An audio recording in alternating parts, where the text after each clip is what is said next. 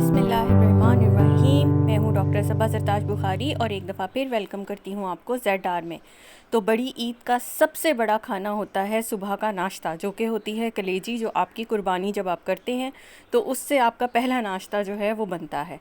तो जनाब, कलेजी बनाने के लिए सबसे पहली चीज़ जो ये है वो ये कि कलेजी बग़ैर स्मेल के होनी चाहिए, बहुत अच्छी गली हुई होनी चाहिए और उसमें किसी किस्म की कोई हीक शामिल नहीं होनी चाहिए और सख्त नहीं होनी चाहिए। तो कलेजी की आज मैं आपको टिप्स बताऊंगी कि क्या करना है। सबसे पहले कलेजी को मीडियम साइज़ के टुकड़ों में आपने काट लेना है। इसके ऊपर एक झिल्ली सी होती है, अगर आप रिमूव करना चाहें तो वो भी रिमूव कर सकते हैं।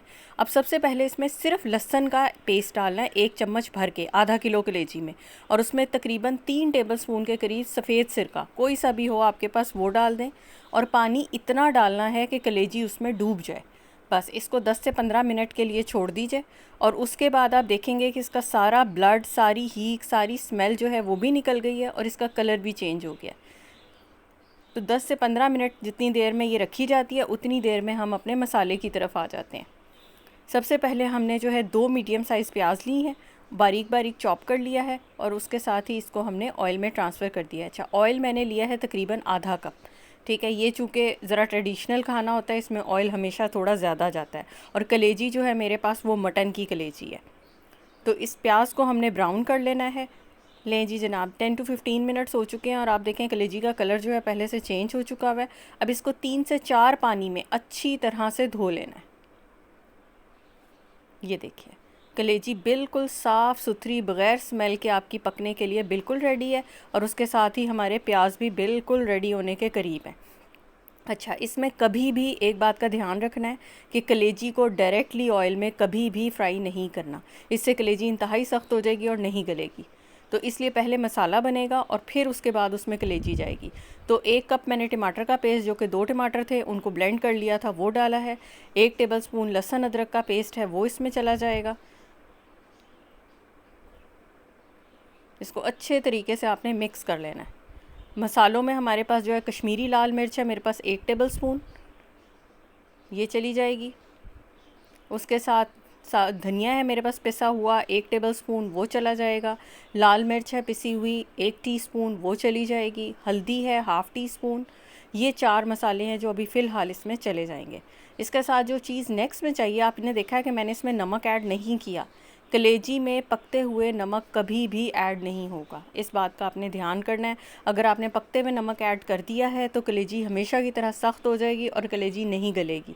तो इसमें हल्का सा पानी का छींटा दे के मसाले को अच्छे तरीके से जो है वो हमने भून लेना है। कलेजी बनाना बहुत आसान है, सिर्फ ये छोटी छोटी टिप्स हैं जिनका आपने ख़्याल करना होता है। बस मसाला बनेगा, उसके बाद जो है इसमें हमने दही जो है वो ऐड कर देनी है।